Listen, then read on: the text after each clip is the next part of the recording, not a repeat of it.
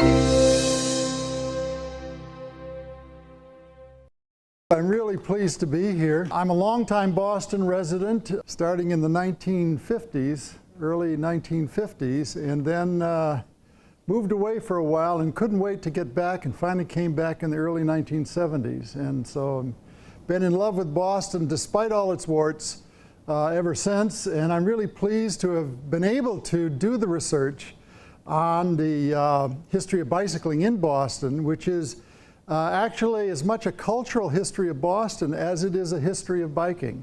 I thought, hey, let me put the two things together, and kind of aided and abetted by the fact that I have a background in social psychology, and that said, oh, I really should look at the cultural impacts and how bicycling influenced people in Boston and vice versa. So I got two books. One is called Boston's Cycling Craze, and the other is Boston's 20th Century Bicycling Renaissance, and I'm going to talk a little bit about both of them today and hopefully save lots of time for Q&A at the end. So I want to dedicate it to today's talk to Kittie Knox, who was a courageous young woman of the 19th century. She was a biracial woman, very well known in Boston and nationally, a very strong rider, although not a racer because they didn't allow women to race in the amateur leagues at the time. Still quite a fabulous person and well written up in the newspapers and cycling magazines of the time. Some of the enduring topics I'm going to cover have to do with race, gender, migration, immigration, culture, politics, and bicycling. That's the main theme of what I write about. And things like who can ride with whom, and where, and at what speed, and what type of bicycle and equipment, and at what speed, and how safely, and with what comfort. So all of those are issues that I try to tackle in the two books. Broad brush, in the beginning, 1870s and 80s was when it started up in Boston, and then in the craze of the 1890s, and then a real bust in 1900, coming back in the 1930s, and then I say that the autos obliterated everything else in the 1950s, and then the resistance began to rise, and that's what I talk about in relation to the Renaissance. There's the very first bicycle club in America, the Boston Bicycle Club in 1878.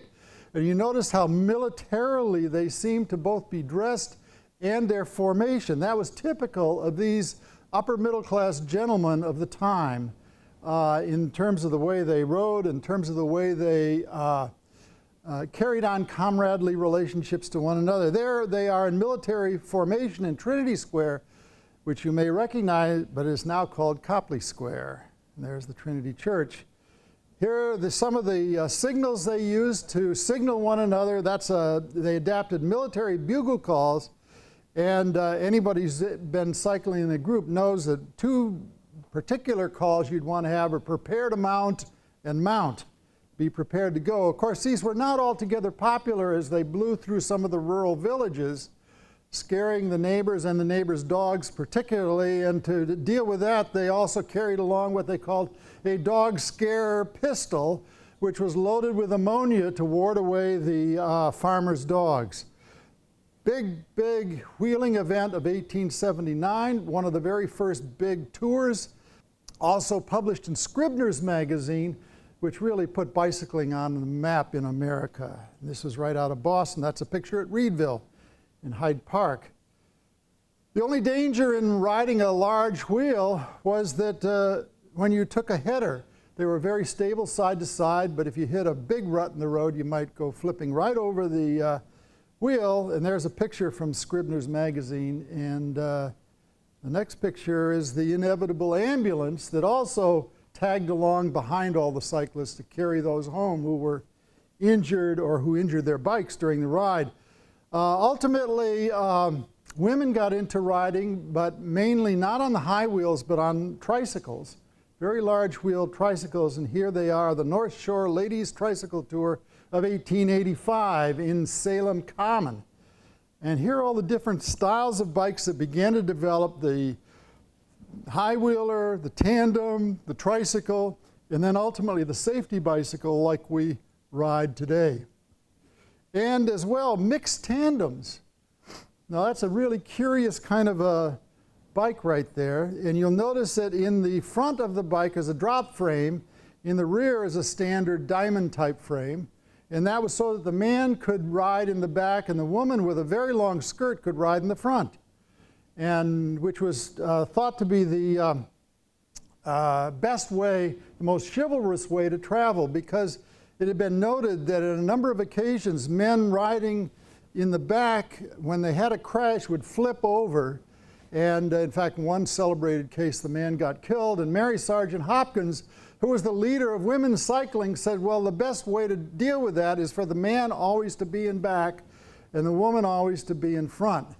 And that was the most chivalrous way to go. If you take a close look, however, at the construction, you'll see some short rods coming up from the rear of the bicycle to the front. That was so that the man could be in control at all times and actually steer the bicycle from the back. That was one of the features of the bicycling at that time. Boston Herald Bicycle Parade, great musical theme there. I'll never know how they were able to manage all that. You'll see they're bicycling along. This is a bicycle band from Lynn, and you'll see they got the bass drum on the front of one. Somebody in the background is carrying a tuba. So who knows how they did all that, but they did. And this was a big bicycle parade, take place in 1896, right here in Boston, sponsored by the Boston Herald, still alive today.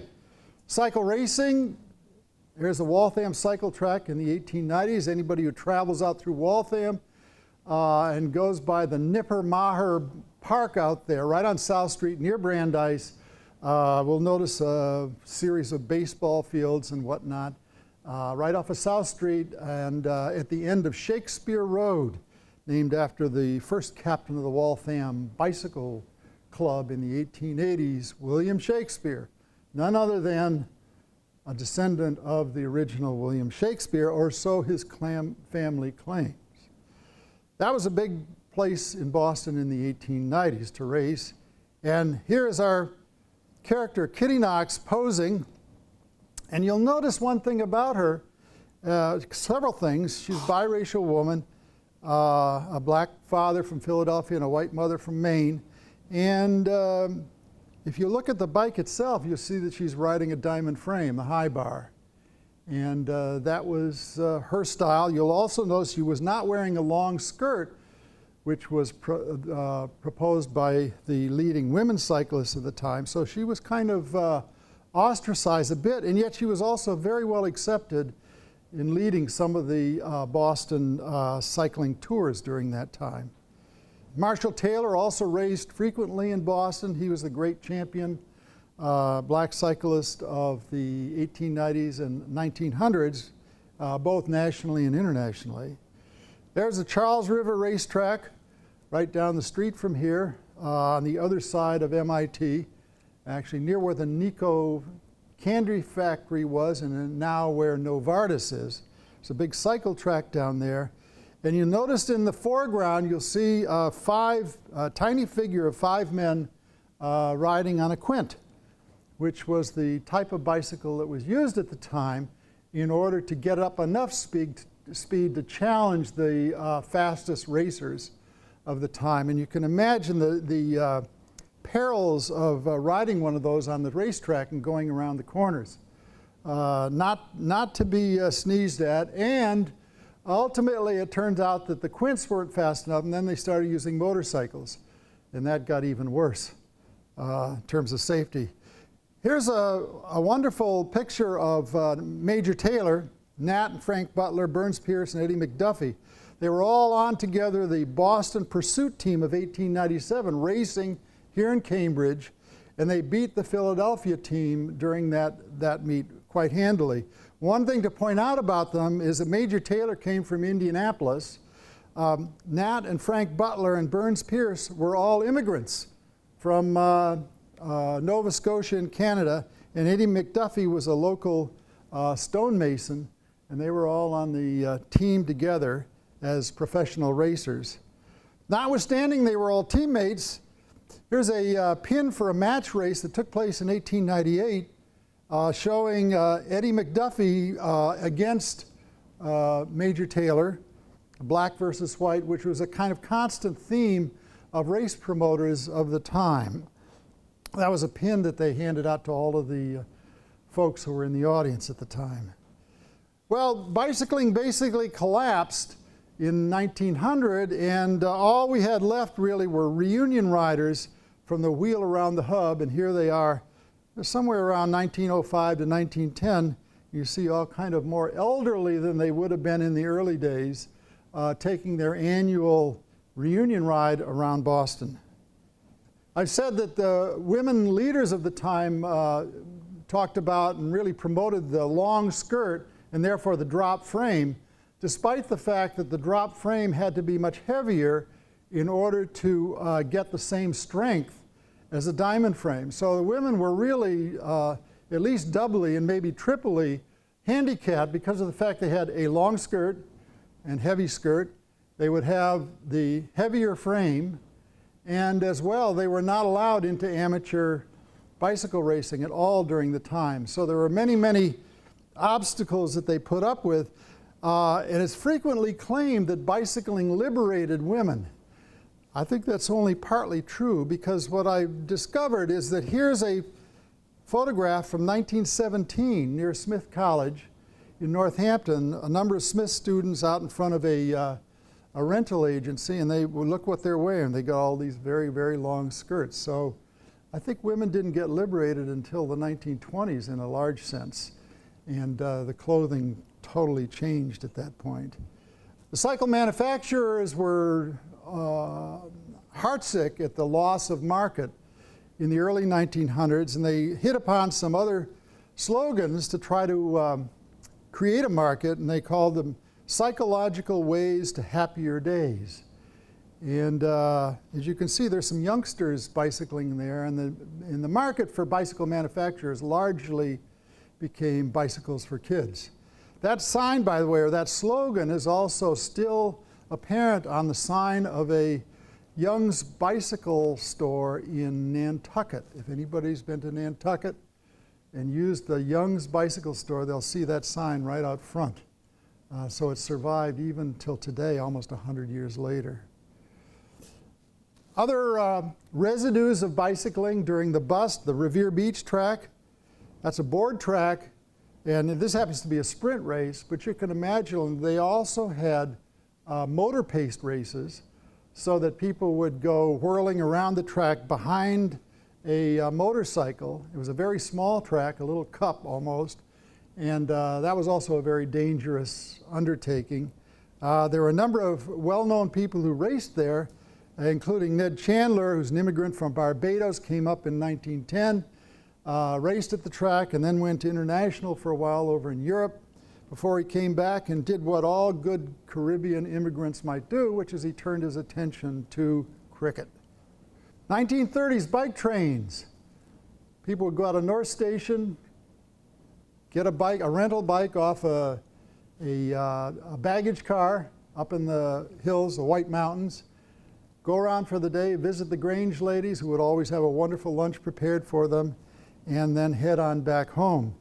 So that's a Boston and Maine bike train. Here's one from the New York-New Haven, which went up from Grand Central Station up the Housatonic and unloaded all of its cyclists to go off into the countryside and then come back and have a wonderful time in the dining car and the bar car and whatnot. And I've often thought of this as just a very large singles club on wheels, which it really functioned that way at the time.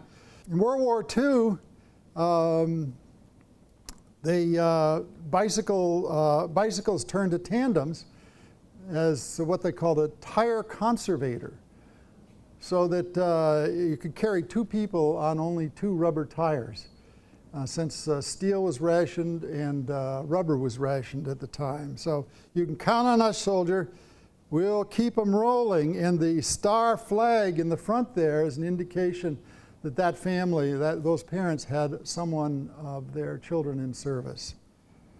No more bike trains after 1942 because the trains had to be used for the service of the war, carrying tanks and personnel around the country. late 1940s, early 1950s, Storrow Drive isolated the city from the river. And this was a really big deal and had an impact on bicycles until we get to the late 1950s, and a very well-known cardiologist named Dr. Paul Dudley White, who practiced at MGH, also became a great leader and proponent of cycling for personal physical health.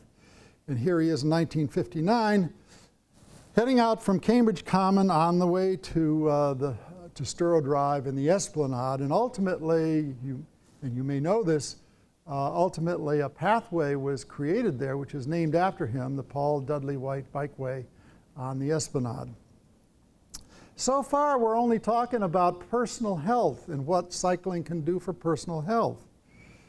But the new bike clubs began on that basis. For example, the Northeast Bicycle Club, which was a racing club, the Cyclonauts from Springfield, and the Charles River Wheelmen, now called the Charles River Wheelers, from right around this area. Some of you may be familiar with them. They started in the 1960s, and here they are in 1969 at a League of American Wheelman's national meet in Rockport in that summer.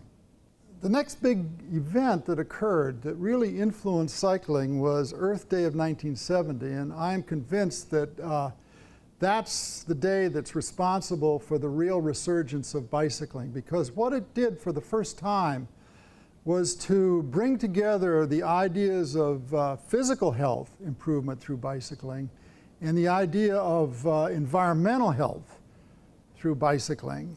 And these are two members of the CRW, Charlie Lee and Wilbert Mason, one of whom actually was a Tuskegee Airman, who were commuting to work from their homes in Roxbury over to Charlestown, to the Charlestown Navy Yard. So remember that date, Earth Day 1970, and then we come quickly to all of the things that produced, one of which was Senator Ed Brooks' campaign and the Pedal Against Pollution of 1972, all the way from Pittsfield into Boston. They rolled into Boston, and Ed Brooks, who was running for Senate, joined up with him in his suit and tie on his bicycle and wheeled the last few hundred yards onto Boston City Hall. And everybody made speeches and went home quite happy with their three-day pedal against pollution. So 72 turns out to be a really important year too, because that was the year of the founding of the Bicycle Repair Collective.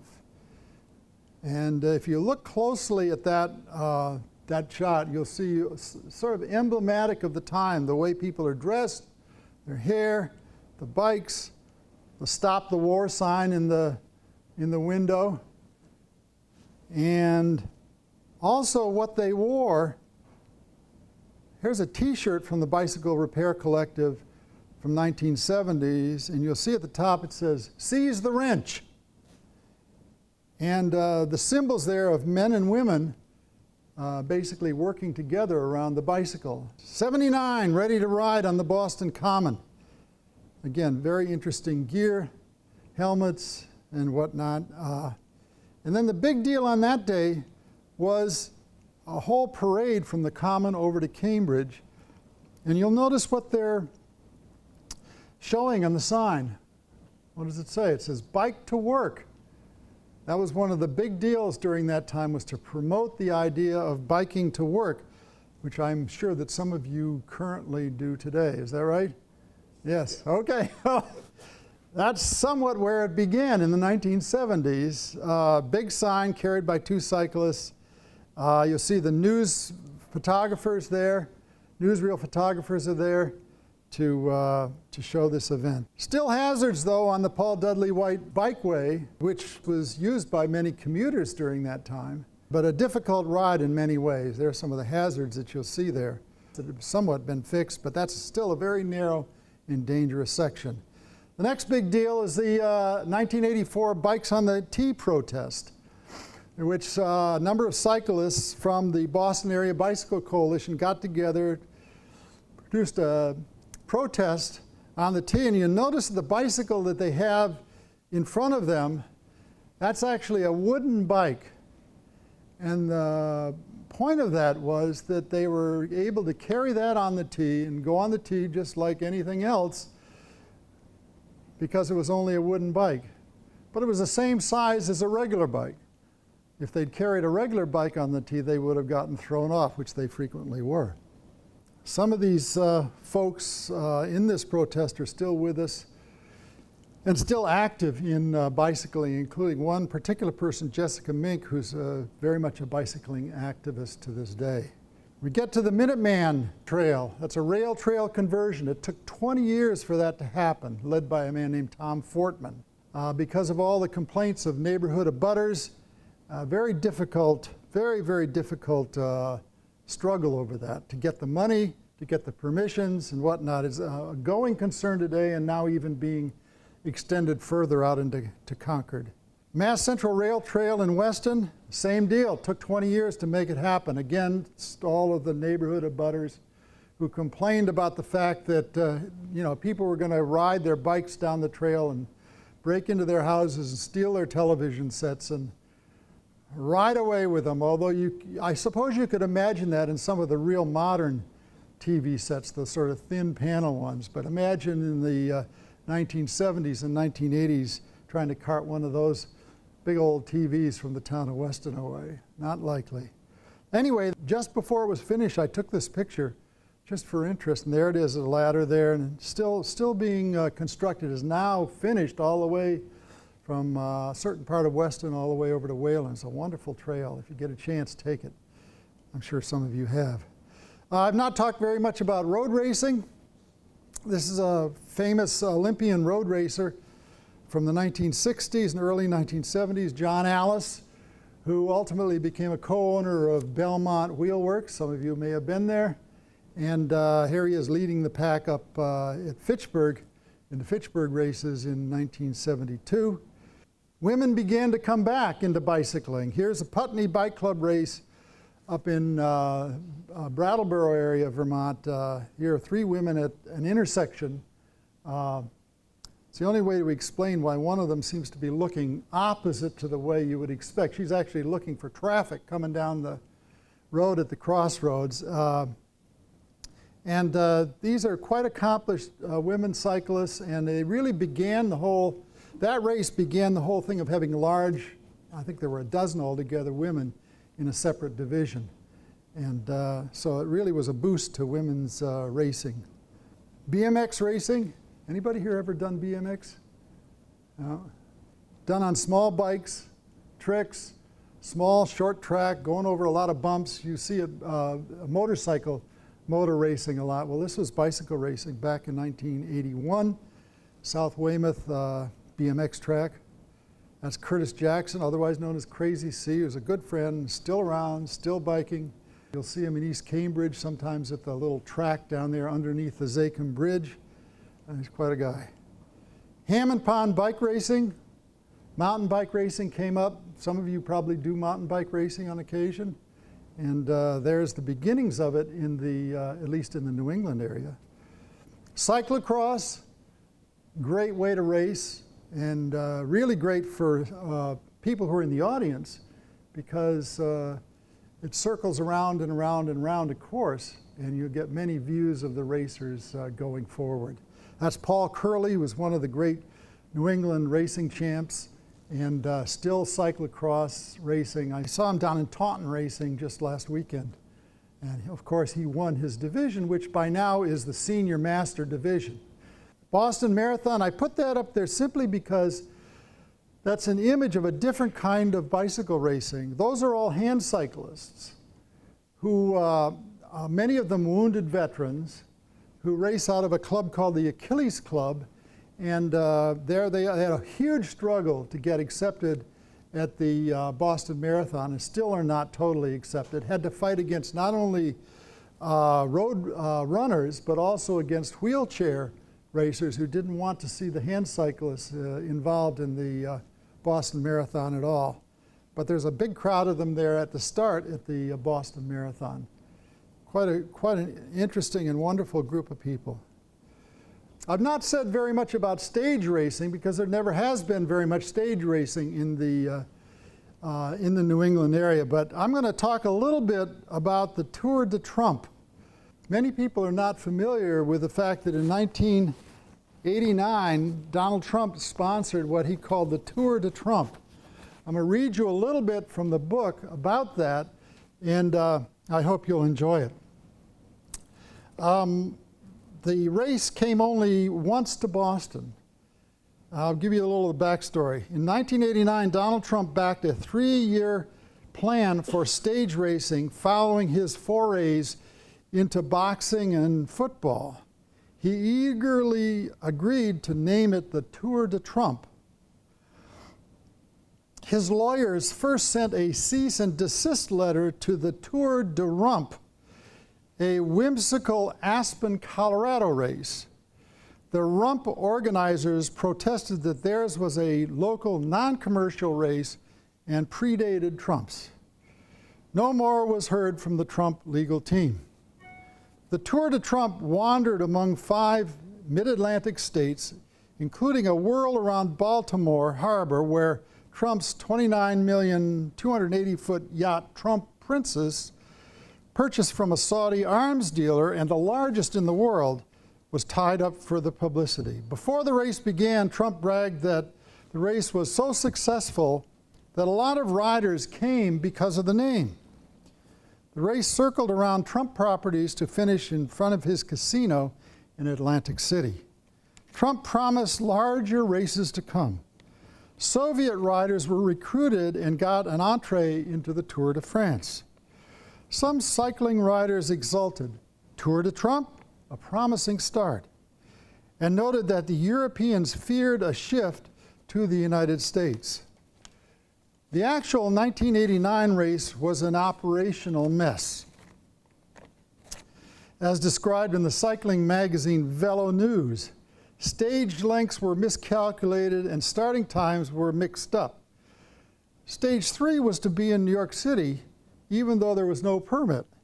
And at the first stage, coming down from Albany to finish at New Paltz, New York, demonstrators held placards saying, "Fight Trump," and "The art of the deal equals the rich get richer," and "Trump equals the Lord of the Flies." They also passed out a small parody brochure titled "The Art of the Squeal." The following year, in 1990, a 6-state stage race ended in Boston. A bicycling reporter noted the seeming disorganization of the race. Quote, "Woefully inadequate maps and radios not working, resulting in poor communications and 4 racers being injured crashing on a slippery metal bridge in New York." They raced a last stage from Northampton to Boston, sprinting to a finish in front of the Copley Square Hotel, all covered by NBC. The race wasn't universally popular. One reporter called it the Tour de Farce. Globe sports writer Dan Shaughnessy, yes, the same Jan Shaughnessy that we know today, called it the worst named sporting event in the history of sports. Another Globe writer, cyclist Susan Bickelhop, who regularly covered the Tour de France and the Women's Tour de France, was even more critical. Why didn't he just call it the Tour de Me? And to top it off, the T-Man couldn't even see fit to hop on his own shuttle, the Trump shuttle, and say hello to the cyclists. In the end, Mexican cycling legend Raul Acala won the overall standing for a check of $50,000 and a motorcycle. 2 Soviet racers finished 4th and 5th, and 3 Americans, all Coloradans, finished 6th, 7th, and 9th. Trump failed to show up at any of the 1990 stages, and as his marriage and financial empire teetered, he abandoned the race, soon renamed the Tour de Pont, but never again to come to Boston. And there's a bit of the branding of the Tour de Trump. You'll notice on the front of this painter's cap, it says the Trump Plaza, and on the sides it says the Tour de Trump. This was acquired by a photographer named Todd Richards, who was quite enamored of coming to the stage starting in Northampton because he wanted to see Greg LeMond. And he wrote to the Tour de Trump organization telling them he was a a reporter for the Chelmsford Independent, which was, of course, a non-existent newspaper. They sent him a packet with all kinds of wonderful materials, including this cap to wear, which he still holds on to this day, despite the fact that he told me that within 10 minutes of putting it on, his scalp was all itchy, and he basically has never worn it since. He's kept it in his clothing drawer and pulled it out and took a photograph of it for me, which I am delighted to have, as you can imagine. So there they are finishing at Copley Square, right in front of the Copley Square Hotel. Just to summarize, I want to quote from Rob Vandermark, who runs a bicycle production facility, custom bikes, called 7 Cycles. Whatever a person's reasons for having a relationship with bikes, whether it's commuting, racing, riding in the woods, enjoying the scenery, being an anarchist, saving the world one bike at a time, or 100 other reasons, they're all good, particularly if done with a smile.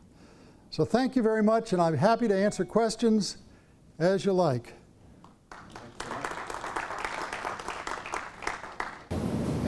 You mentioned that there was a bust around 1900. Is that why? That's a really good question. Why was there a cycling bust around 1900? It's often claimed that it was because of the automobile. I think that's not the case. Because in fact, the bust began before the automobile came on the scene in any great numbers at all. I believe that it has to do with actually the origins of bicycling in Boston and in the US, which is an upper middle class sport.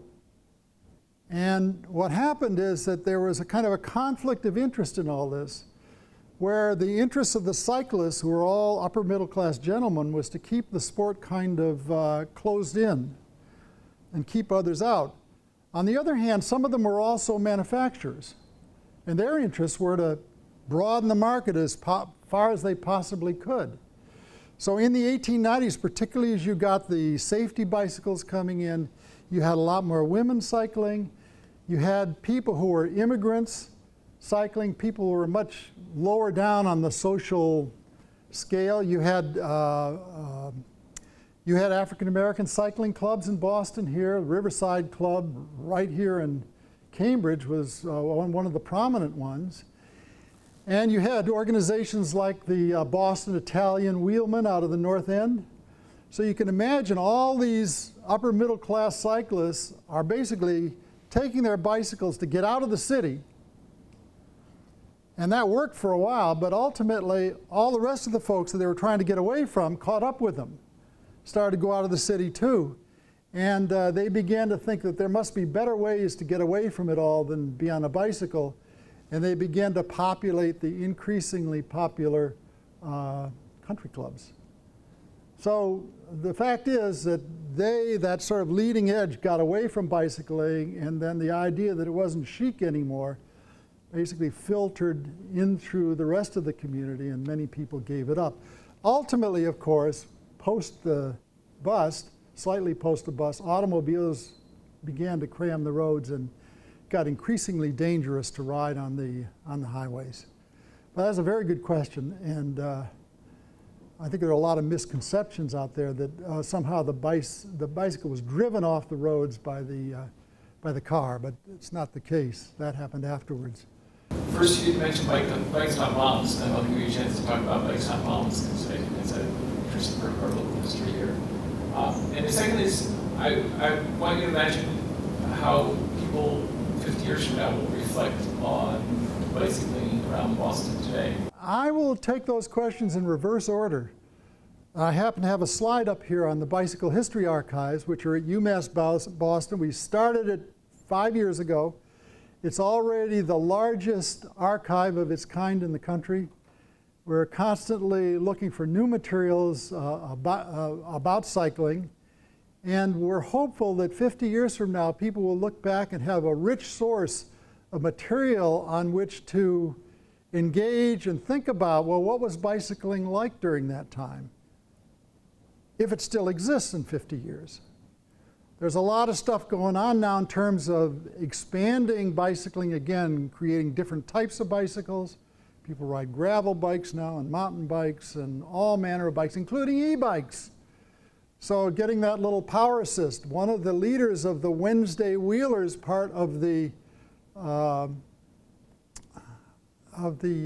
Charles River Wheelers, special group of more elderly people. One of the leaders of that actually rides an e-bike so that she can get up and down, up the hills easily and lead the group. So I think there's going to be a lot more experimentation. Whether bicycling is going to get much beyond where it is now, I don't know. It's really hard to say. Certainly there's a lot of work going on to create bike trails, rail trail conversions around the country, and that will help recreationally. How we finally solve the commuting problems, I don't know. I'm actually quite in favor, although I don't do sort of politics as part of the presentation. I'm very much in favor of multimodal transportation, so people can take a commuter rail part the way and then get a bike the rest of the way, or vice versa. So I think that's probably the answer we're going to have to seek, since we've already built out the far-reaching suburbs around places like Boston.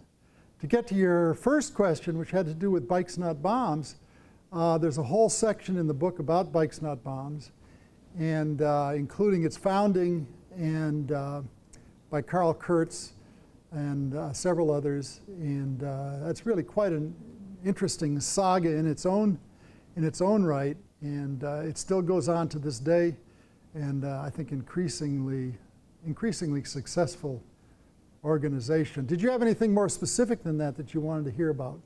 How they've impacted bicycling culture around Boston? Well, it's interesting because they've certainly involved a lot of volunteer effort, and one of the stories I tell in the book is about an event that occurred from 1984 to 1986 or so, a well-promoted event called the Grape Nuts Bike Festival in Boston and in several other cities around the country. The first year, everything went off all right, and the local organizers, who were the Boston Area Bicycle Coalition, invited Bikes Not Bombs to have a separate table there. Everything went well until the folks from General Foods, which owned Grape Nuts, said, hey, this is not what we want. We do not want sort of politically oriented groups involved, even though it was clearly a bicycling group. So there was great complaint, and in that year, the Boston Area Bicycle Coalition said, well, you know, we're going to share our table with the Bikes Not Bombs, and that went off all right until it was all over, and then General Foods came back and said, no, we don't like even that. And ultimately, the BABC pulled out of the Grape Nuts Festival and created their own festival. The Grape Nuts folks went up to the North Shore to do a big event around Salem Common and around that area. So I think Bikes Not Bombs has had an impact, and certainly in terms of its claims to be a regular part of the bicycling community has resonated with people in that community in Boston. So, and it's a great charitable organization in terms of what they do, not only for cyclists, but also teaching people how to repair bikes, similar to what goes on at the Bicycle Repair Collective, now the Broadway Bicycle School. So we talked a little bit about the future, and I think we're at an interesting inflection point, potentially, where there are a lot more bikes on the roads. Bicycling, for practical reasons, is becoming a much bigger deal. We see all the development of bike paths along roads in Cambridge and Boston and whatnot. But that also sort of creates an opposing force, if you will, right? Issues of safety and pedestrians and a finite amount of space being contested by different groups that want to use the roads and whatnot. Where do you think we go from here? Is it just more and more bikes? Do we become, Copenhagen on the Charles, or what do you think happens? Well, that's a really good question. I mean, the issues have to do with this conflict between bicycles on special bikeways, painted bikeways through town with bollards and whatnot, and then a certain segment of cyclists who are very adamantly opposed to that, who are followers of John Forrester, and I've detailed some of that in the book itself, who say, keeping people off to the side on a bikeway is denigrating the bicycle, and ultimately we're going to be taken off the roadways altogether. So that we need to be on the road and we need to claim the road is the argument of the Forester devotees, some of whom are in the Boston area here and some of whom are friends of mine, and I quote in the book. That's going to be a continuing struggle, I think, over the next 10 years, 20 years perhaps. What's the place of the bike on the road, and where do they belong and where do they not belong? I don't think we have any notion right now of where that's going to end up.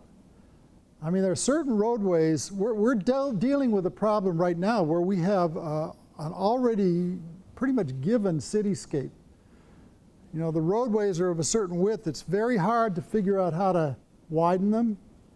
Some cases that's happened. For example, Cambridge Street in Boston, up around Beacon Hill, was a very narrow street for many years. And then the city elders said, hey, we got so much traffic on this road, we've got to widen it. So they ended up tearing down buildings and shaving off the front rooms of some of them in order to widen Cambridge Street, which is now a quite wide avenue coming down from City Hall towards Cambridge. So it's not the first time that roads have been widened for some purposes. In most cases, this has been to accommodate the automobile, not the bicycle. So I don't know where it comes out, to tell you the truth. I don't have a crystal ball on these things. The only thing I can say is that if cyclists continue to work together, they're going to make some headway. I think there's been a lot of headway made recently on the rail trail conversions. Some of those have come into being. The Bruce Freeman Trail out in the western suburbs is really quite a wonderful route. Ultimately, that's going to tie into the rest of the Central Mass Rail Trail, which in future years will go all the way from Boston to Northampton.